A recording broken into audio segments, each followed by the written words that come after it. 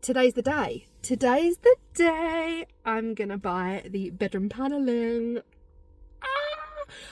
I have looked everywhere for bedroom paneling. Like, we're talking Panels Direct, Panels UK, WICKES, Travis Perkins, B&Q, and the best deal that I can currently find is WICKES.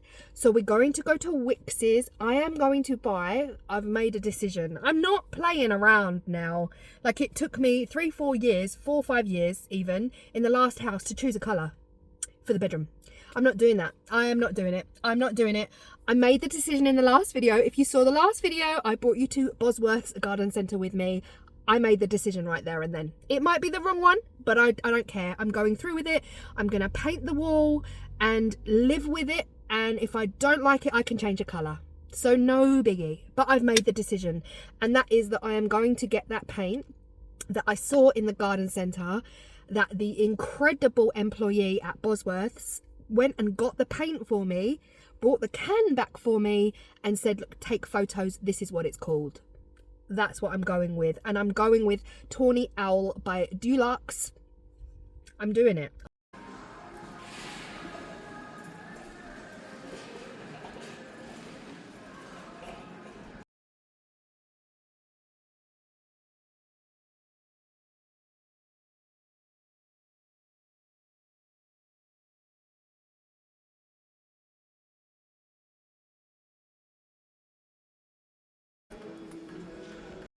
Have been secured.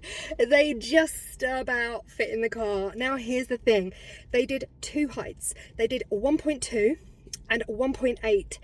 I needed approximately 1.6. They don't do it, so I couldn't get the 1.2. That brings it just this much over the bed, the headboard of the bed.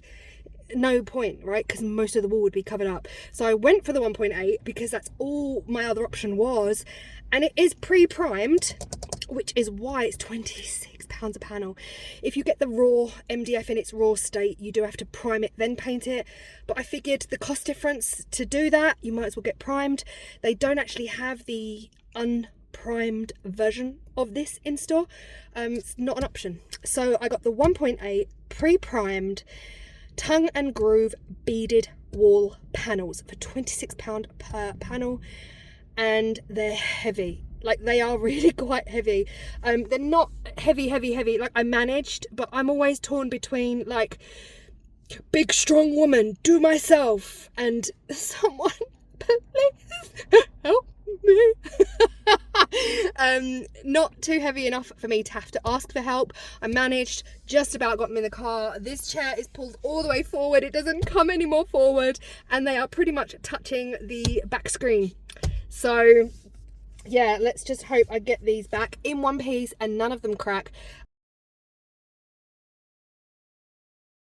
You are not gonna believe this, right? Got the panels secured in the boot of the car, ran to B&Q, went in, straight up I got just 2 fresh rollers and some fresh roller trays, like the disposable ones, and then went to the paint section, where I was of course searching for Tawny Owl Dulux. I've been on the website, it is a paint, it does exist, and of course I can't see it because they can't stock every single paint. I'm confident at this point. My impulsive decision. I am confident about it. I've gone to the counter, there's nobody there. I press the button for help, somebody comes. The one time in all the years, I'm like, that's the colour, I'm gonna get it, I'm going. They can't get it. They can't get it. They can't get it. It's like, what do you mean you can't get it? I was like, she was like, oh, it's not coming up. I said, it's definitely a colour. Like, if you just look on the website, Dulux Tawny Owl.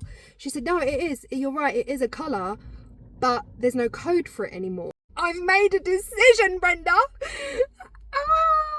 Anyway, my choices now are either going back to Bosworth's garden centre and being like, look, I'll give you a tenner for what's left in that can, or choosing another paint colour.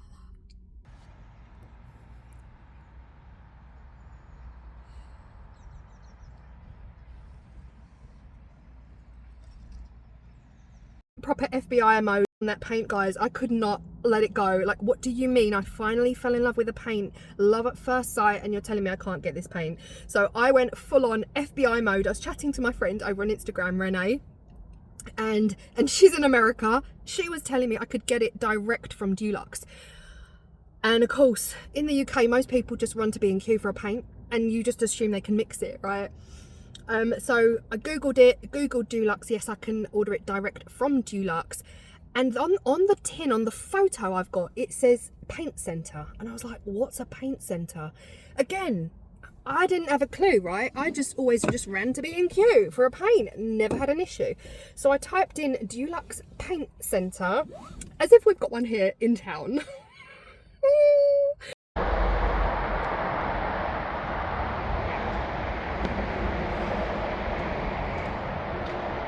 I have secured the paint for the panelling. I got a gorgeous little tin and I've secured it in George's car seat.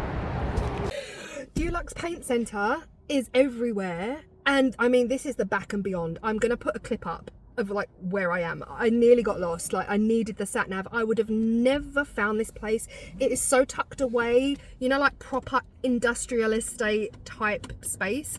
So I've come to I rang them, I phoned up and I just said, oh, you know, I'm looking for this paint, B&Q can't help me.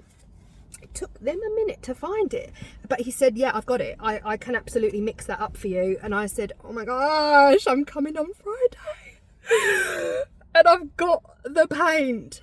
Okay, I was at B&Q this morning. I got pretty much everything I needed.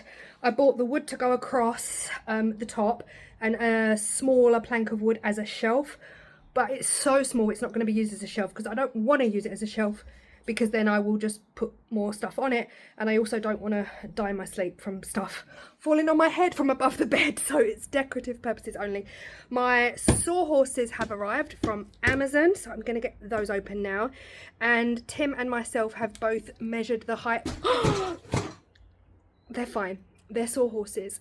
Tim and myself have both measured the height of the panelling, where exactly we want the panelling, and it's coming up at 160. So 160 centimeters. These boards are 180, so I need to take 20 centimeters off of the bottom. I'm going to do the, what am I don't know. It's one end of the panelling. So yeah, let me get these sawhorses out. Okay, so these are the ones I bought from Amazon. They were $29.99.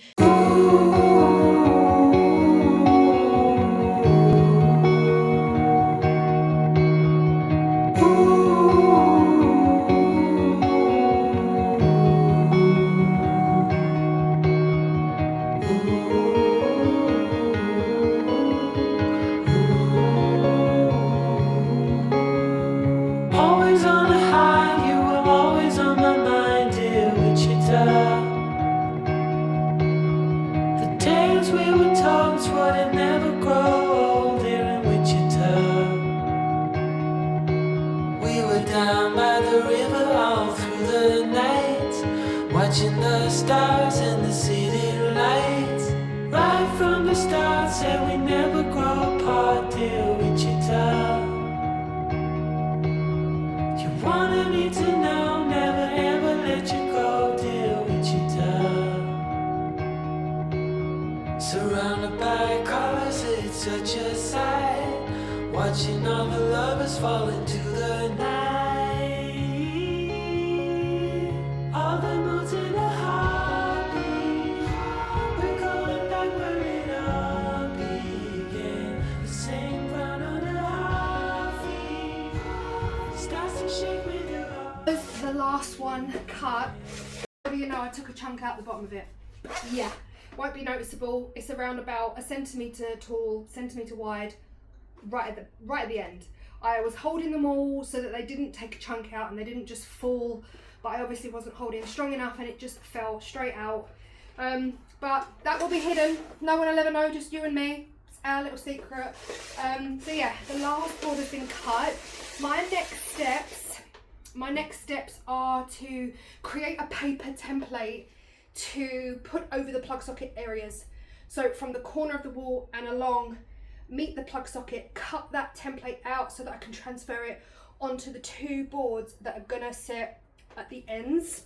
Just come to B&Q because I need some corner jointing tape. Now I did look online and they didn't appear to have any that I could just click and collect and pick up in store, and it's a 2 to 3 day delivery. I don't have that much time, so I've come here. They must have some in stock.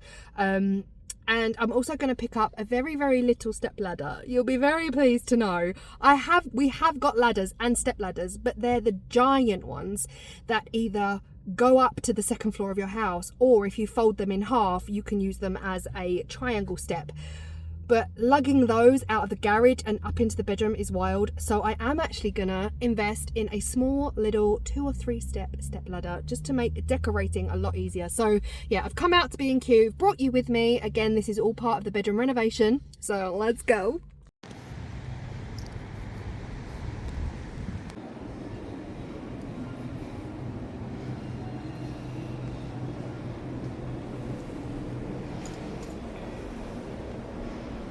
Time to get the templates for this plug socket and this plug socket.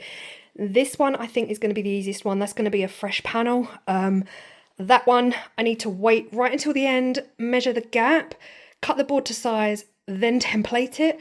So I'm going to start with this one. So I was planning on making a paper template to go around the plug socket to transfer onto the first panel of wood, and I was talking to the camera telling you guys all about it, but I could hear the grandchildren in the background. I could hear George barking.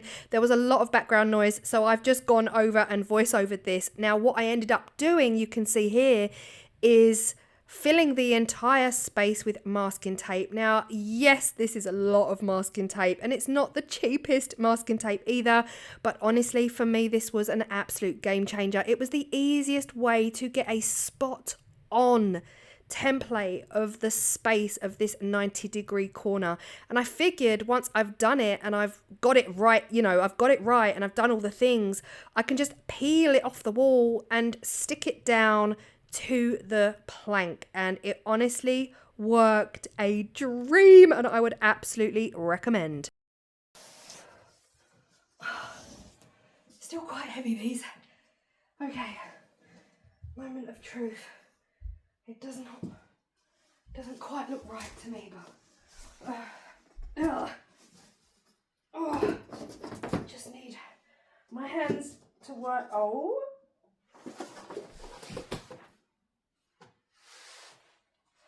Stop it.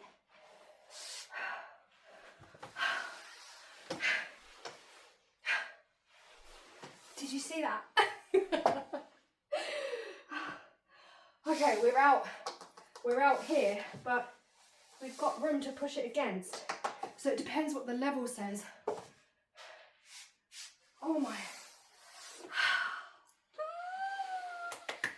Okay, I can do this. I can do this. So there is always a debate on whether you should use no more nails for your paneling or whether you should go down the nail gun route. Honestly, I went with no more nails. I don't plan on moving these panels anytime soon, whether we're here for 5 years or 25 years. That's a problem for the next house buyer, honestly. But also I do talk about the fact at some point in the video, the fact that these walls are concrete brick. They're not plasterboard walls. So I wasn't even sure if I spent £100 on a brad nailer or a nail gun, I wasn't even sure the nails would go in the wall anyway. Guys, let me bring the camera. I don't know if you can see that. I might try and zoom in. That is... No, you need to see this. You need to see this to believe this. I don't know if you guys can actually see this. Oh my god, excuse the dust inside there. This has been in the shed for like a year.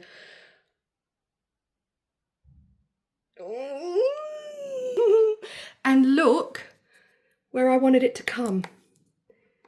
I'm sorry, should I get bragging rights? I feel like I should be bragging at this point, but I don't want to do that because the universe will humble me. Okay, let's get the second panel up.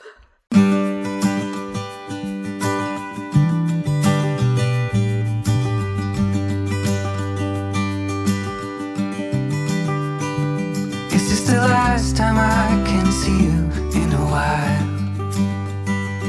Is it the crib that you'll be living tonight? We should take a walk, then a swim in the sea. That will mean everything, yeah, everything to me. Can we get out of this one? Waiting and missing. I never thought you would leave me here. We can get out of this one. A tunnel of feeling. This first one feels like over here there's a real big bounce on that, but the rest is solid. Again, this could be the wavy wall, or it could be that I've put more No More Nails in one space than the other. That's the hard thing about using No More Nails, right? Your distribution has to be evenly distributed. Oh, but I did get some No More Nails on the chest of drawers, so I mean, you know. And if it's not, then you're going to get an uneven against the wall. But again, I ain't got time. So the bed comes to around about here. I'm just going to put some along the bottoms. Oh, especially this one. This one here is especially loose. I'll be waiting here when you come home. Can we get out of this one? Waiting and missing. I never thought you would leave me here. We can get out of this one. A tunnel of feelings, just like we got through everything else. But I see you, honey. This is in no way funny. We will find our way back together. But right now, If you're seeing me or where the camera is, but I am going to call it a day for now. I'm going to call this a day because I've got Slimming World tonight. That end panel needs to be cut lengthways to fit, and I need to measure and cut out the plug socket. And it's really raining right now, so I ended up taking this into the garage, as I said, but I could barely squeeze in there, so filming it for health and safety reasons, absolutely no way. My risk. I need to be able to cut this out in the open with the sawhorses, have all the room I need to be able to cut it, and of course it's pouring down with rain, so I'm gonna have to call it. I'm gonna call it a day. We have struck gold with the final panel. This was the bit I was dreading. It is the next day now. It is a beautiful blue sky, sunny day, and it's time to cut the last panel. Now I need to cut it lengthways, which is what I was dreading because my cuts are, they're just, I can't follow a straight line. But I've measured the gap, and the gap is 50 centimeters and 4 millimeters at the bottom, and at the top because I thought everything was straight, but apparently not, at the top it's 51. So it's just around, there's about a 5 millimeter difference between, well, 6 millimeter difference between the bottom gap and the top gap, even though my last panel is straight, like seriously straight, but obviously the wall is drunk, right? And that works out that we are cutting right in this last bead, which is perfect. I'm actually going to cut 50, so the bottom one is like 50.4 and the top one is 51. So I'm going to cut in this bead, which means there will be a gap to fill. I'm just going to cut straight. I'm not going to try and match that measurement because not today. a significant light, just where it was needed, gleaming black as night, cloistered in injustice, dead in the eye of time. Nobody is losing, faces merge and change, but your face remains the same. The swallows will be here by dawn.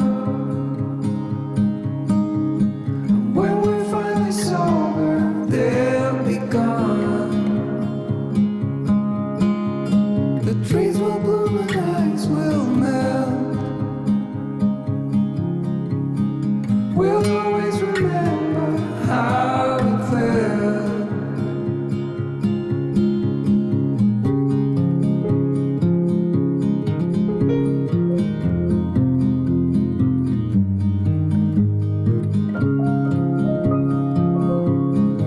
This was definitely the hardest panel to cut out of all of them.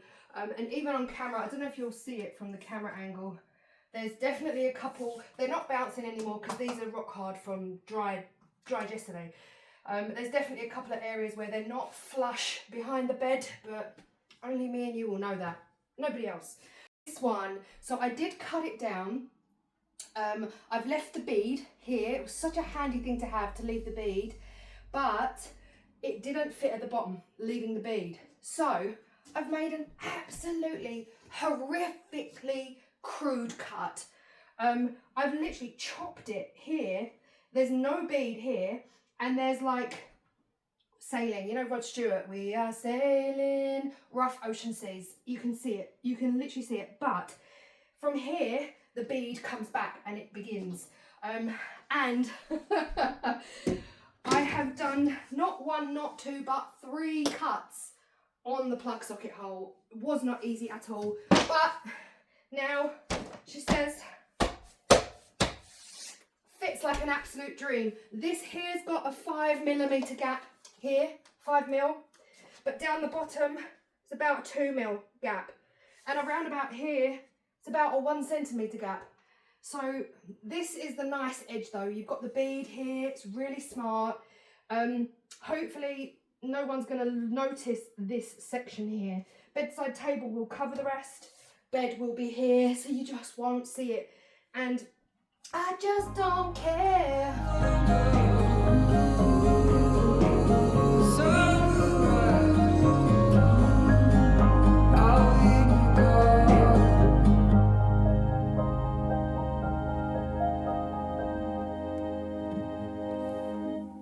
Now, when it came to adding the MDF strips across the top of this paneling, my plan was to have them flush with the top of the paneling.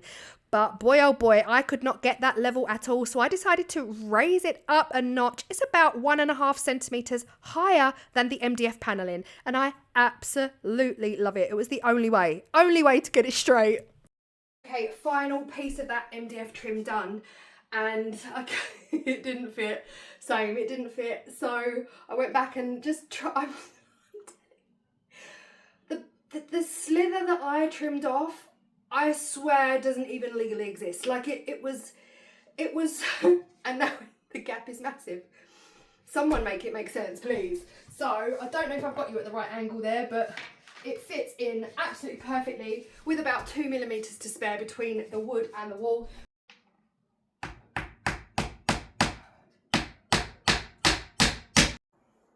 Okay, I had a little bit of a play around, didn't like it, cleaned it up. All will be well. I think my best plan forward here is to put the beading on, the trim, the beading, the decorative beading. If I can tack this to the top of the MDF, that's going to give me much more of a shelf to put the wood on, to put the pine on. And I think that's my issue right now, is being able to attach the pine. Basically lost the will. I lost the will. I was having such a fight between the uneven, all right George, all right, I know, I'm coming downstairs now, uneven walls, the wavy walls. I was having such a fight between the walls, the wonky pine, nothing was flat, nothing was straight. If it was flat here, it was popping up there. Nothing. I was having such a fight. And then I remembered that I've got clamps, so I'm clamping it. I'm clamping it. I've actually, because this is solid from yesterday, dried, it's allowed me to clamp from the bottom of this MDF sheet, and I'm holding that pine shelf, I'm not going to be using it as a shelf, I'm holding that down. But the thing is, even that is wonky because I'm feeling it now against the wall, right? Yeah, there's a nice gap all the way along, a solid gap, but here's the thing, this pine bit of wood is coming out like this, right? So here we've got a solid, let's just say 1 centimetre gap. Down here it goes down to like 5 mil. Now, it still feels like the same gap at the back. Here it feels like it's touching the wall, but over here it's nowhere near the wall and it's barely out. So you can see, and this is all down to me and how much no more nails I've put on it. So in a dream world, I would have had a nail gun, a proper nail gun. Like, these are solid brick concrete walls. It's not easy, you know, what do they call it? Like a brad nailer? Brad nailers, I don't know if they go into brick and stone easily. This isn't a plasterboard wall, this is brick. So that's why I went down the no more nails route. And of course, doing that with no more nails, you've got such an unpredictable, uneven, unlevel, not symmetrical, because you can't pump exactly the same amount out on each and every board and expect it to be spot on to the next, match the next. So of course, naturally, my boards are like doing this, right? Which means in some areas they're further away from the wall than they need to be. You can't necessarily see it with the naked eye. Don't tell me if you can, because I don't care anymore. But yeah, I've got some little tack pins in here holding up the decorative trim whilst the glue goes off. Then I'm going to remove the tack pins, fill the holes, etc. Then the top shelf, like I said, is being clamped in place while the glue dries. I'm not going to nail that in place. I'm just going to keep these up for the rest of the day and hope that they do their job. Got a bit of a gap here, but we can fill all of this with corking. Later on, we can use the cork to fill any kind of potential unsightly, ugly gaps. Will I? Don't know. Really, guys, depends what mood I'm in. I'm not in the best of mood now. I've got such a, and I think a lot of people are like this. You expect things to go a certain kind of way, and they do to a certain extent. But when I'm tired and I just want to sit down and have a cup of tea and then something goes wrong, let me tell you, the way I throw my dummy, I spit my dummy so far, I would literally just down tools, have a good old cry, have a cup of tea, come back half an hour later when my brain is refreshed. This is what we're looking like at this point, and I was really happy. You can see the nails hanging out of that decorative trim. I do plan on removing those tomorrow when this is all dried and filling the holes. So it has been a couple of hours now since I've left this, and I honestly don't know what I'm doing from this point on. No experience in the future. But I do want to get a start on this because, again, I don't think I'm going to get this painted today. This might be a tomorrow job, but the rest of this wall is in severe need of help. We've got some holes that need to be filled. I've got my polyfiller, I've got my filling tool, but I've also got this mesh that I bought from B&Q. Now, the reason for the mesh, you'll see up here, you'll see the dark line by the ceiling. Where the wall meets the ceiling, there is a crack up down here and across here as well. And of course, all the way along there.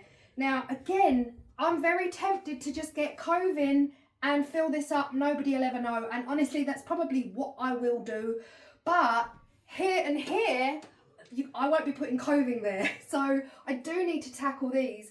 What I'm going to do first is get my Stanley knife and just carve out some of the crap, basically.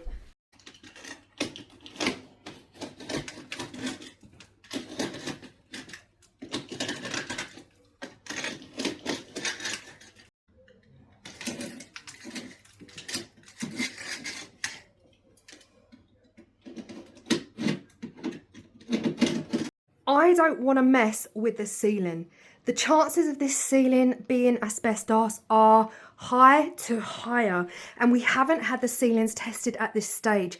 The chances of us removing the asbestos are slim to none, but we will be getting the ceiling skimmed by a professional plasterer, you can see our ceiling is super textured and the chances of this being asbestos, like I said, are massively high. Now, this is what we're looking like on this edge, on this corner. That's what we're looking like up by the ceiling. And again, coving will cover that.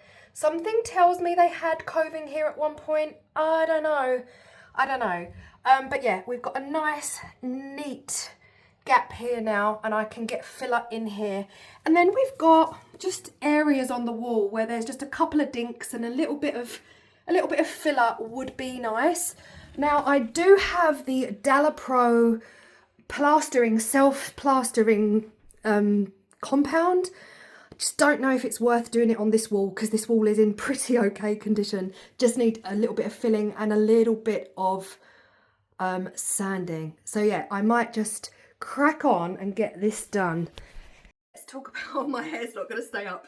Let's talk about this mesh. This is actually self-adhesive. I've never touched this stuff before. I've never in my life used this stuff. This is the corner jointing tape mesh former. You can get paper, but this is the mesh. This is what it looks like. And this bit is sticky. Using this. It's oh, what does it feel like? It feels like silicone rubbery matting. You know, you get some of that mesh matting. Yeah, very, very rubbery. I'm guessing I just fold it. Does it fold naturally? No, it doesn't because it's plastic. I don't know. My guess is I'm gonna fill the crack with polyfiller, bring the filler up the ceiling and down the walls, and then kind of like wedge this in. Who knows? I've never done it before. And I don't even know if polyfiller is the right thing to use or whether I should be using plasterboard mix, but then this isn't plasterboard. Well, the ceiling is. I don't know. We'll learn. Like it just said on screen, I have got self-adhesive corner jointing tape. So please tell me why I just went straight in. And that is because I've watched videos where they use paper tape that's not self-adhesive. So I'm following their instructions, but actually I've got self-adhesive tape. So again, never done this before. This is me adding in that mesh. It still worked a dream, but the mesh is going to keep everything in place and hopefully keep those cracks completely sealed and they won't open back up because I've used the mesh. I don't know if I've done this right. I'm just doing it.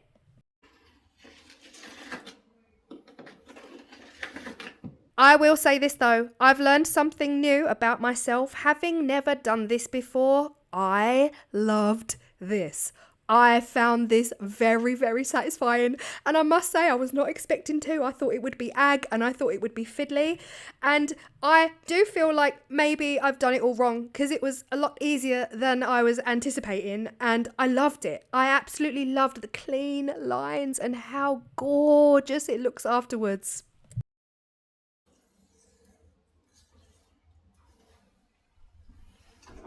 Now, I will mention it in the video at some stage, whether it's before this or after this, that I do plan on putting coving along that top edge where the wall meets the ceiling. However, because I've enjoyed this little section so much and I'm so unbelievably satisfied by the smooth results I got, I am still quite tempted just to finish the crack between the wall and the ceiling. It is ugly. It's unsightly. You can see it from a distance. So yeah, I am still tempted to fill that crack, even though I'm going to be using some coving at some point in the future. It's just in the video I still mention that I'm going to be coving that space, but the more I've edited this video and the more I stare at the room and every time I go in there, I'm like, yeah, I have to fill that. I absolutely have to fill that. So at some point in the future, when it comes to tackling this wall that I'm currently filling, the chances are I will fill that crack because I found that so satisfying. So yay, new hobby. I've discovered a new hobby. I definitely prefer filling those cracks than I preferred that over trying to get the back of that paneling sorted out with those clamps. Like that, honestly, very nearly sent me over the edge into quitting. I'm glad I persevered though, because guys, the end results are unreal. Today is Friday. This wall put me out of action for 2 solid days. Like, everything hurt, my hands hurt, my feet hurt, my knees, everything. So today's Friday, we're out tonight for Tim's cousin's birthday party, and I thought, why not paint? Instead of chilling out and actually, you know, getting ready. I've got about 4 hours before we need to go anywhere, so that's all good. Now, the one thing I do need to do before I paint anything is sand and prime. What I did do off camera the other day was to use cork, and I've actually gone around, hopefully you can see that in the corners here. You might not be able to, but I'll show you. I've corked the gaps. I've got gaps here, I've corked it. I've corked all the way along here where the decorative trim meets the MDF, and also between this pine section and the decorative trim I've corked. So I've also put some filler in between the MDF sections, and I just need to give all of this a really light sand before priming prior to painting. Totally forgot this step. I was ready to just get up here and just paint straight away, but my brain didn't brain. I'm just going to do this bit by hand because it's not that much. I'm using 180 grit on the Abranet discs. Going too harsh. I don't want harsh sanding lines, and I'm just going to break this down a little bit. I really do need to say that I should have been wearing a dust mask at this point. Like, I'm sanding pine, but also it's the MDF that you should be worried about. MDF sanding is not the one. So really, I should have had a mask on, and plus I'm doing it inside. I'm only sanding these 2 little sections, but a mask really should have been worn. So to prime the MDF and the pine, enabling it to take the emulsion paint, I'm going to be using the Zinsser Bin Interior and Spot Exterior Primer, Sealer, Stain Killer. It's a primer at the end of the day. It's going to do a great job. I love this stuff. I've gone through about 4 cans in the last 1.5 years, especially at the old house. This primer, guys, if you remember in the old house, we had a new bathroom fitted. Oh my gosh, what a disaster. Worst plumber in the world. Leaked multiple times. Many times it came down through the ceiling in the living room. Then it came down through the ceiling in the kitchen. And we honestly, genuinely had a nightmare with it. But that left loads of ugly brown stains all over our living room ceiling. So when it came time to sell, obviously the bathroom was fixed eventually and everything was sorted out. But the stains remained, and this Zinsser covered those ceilings like an absolute dream. I mean, it's a pro and con product for me. For me, it's very, very watery, very, very watery product, and also it dries so fast. Like, I think it's like touch dry in 10 minutes, 15 minutes, and then you can paint over it just a few short hours later. So, but it is a wonder paint. Like, you will see this on any DIY channel that you ever watch. If you're thinking of painting your, like, plastic IKEA furniture, for example, you would use Zinsser because it's the most incredible primer and it will stick to any surface. So if you want to paint your IKEA Malm chest of drawers, this is the stuff you need. After a whole 1.5 weeks to 2 weeks of getting the wood, getting the paint, we are ready to paint this panel. And it's the moment of truth because I've just opened the can of paint and I am still as obsessed with this colour as I was when I saw it at the garden centre and when I saw them mix it at the decorator centre. It is stunning. It is absolutely stunning. I just hope I've made the right decision, and once it's on the walls it's still filling my heart with happiness. So yeah, I've got my rags on, so I've masking taped everywhere. We're gonna get to it, okay. That's the colour. It's the darkest, moodiest, like haunting kind of green. And yeah, we're gonna go for it. Just go for it, Claire, just go for it. So a little bit of information about this paint. Like I said at the beginning, it's called Tawny Owl and it is by Dulux. Now, Tawny Owl comes under the brown paint family, something I just struggle to get my head around. When paint colours are developed and then it tells you what family they belong to, I can't wrap my head around it. But when I was painting it on, I was like, this is brown. This is so brown. The camera doesn't quite pick it up, but it was coming out like a chocolate brown. And I thought, do you know what? I love the paint in the garden centre. It's the same green as the garden centre. And if it comes out a little bit brown, I'm just going to roll with it. I'm going to go with it. I'm going to still carry on. But deep down, I was like, uh-oh, uh-oh, this is brown. And I didn't want brown.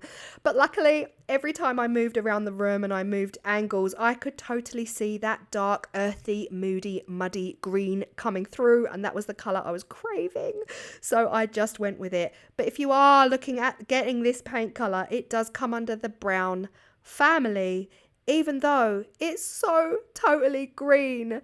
Guys, let me know if I'm colorblind. Let me know in the comment section down below if you see brown or green in the finished result.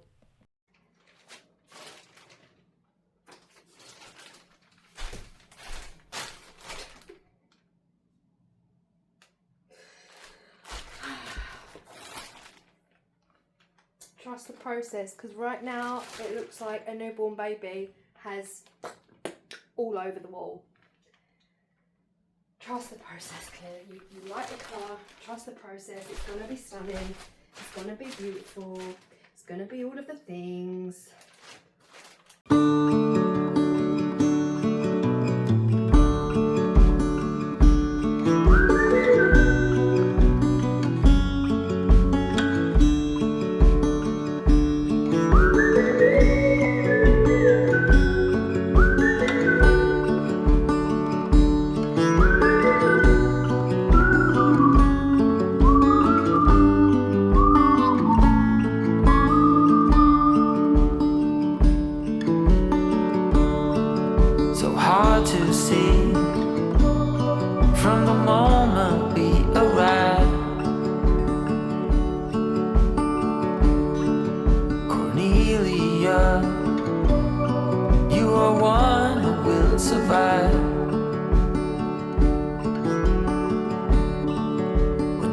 Been bad, you put smiles on everyone.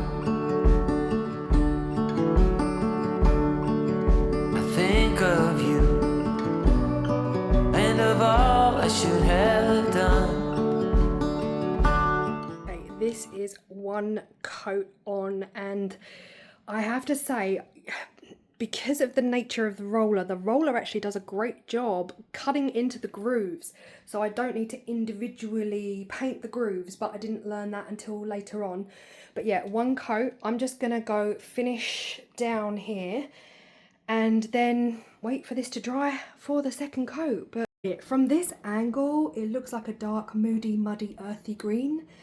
But honestly, up close, I was like, this is as brown poo as brownie pooey as it gets. But oh my gosh, I'm so happy. This is beautiful. I'm doing with the skirting boards yet. My thoughts are future me is going to have new taller skirting boards, so I'm leaving those for now. Leaving those.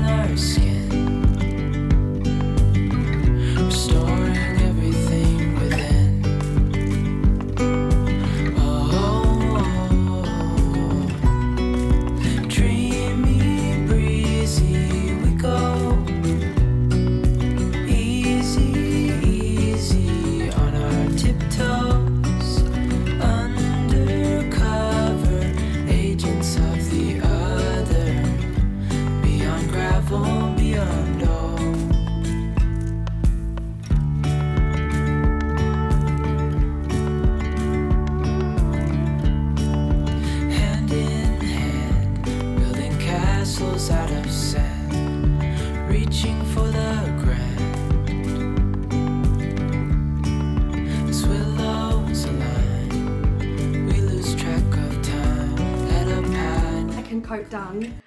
And I don't know if you're seeing that. Let me see in the camera if you can see. No, you're not going to see that. Of course you're not. Empty. Empty. Scraped the edges.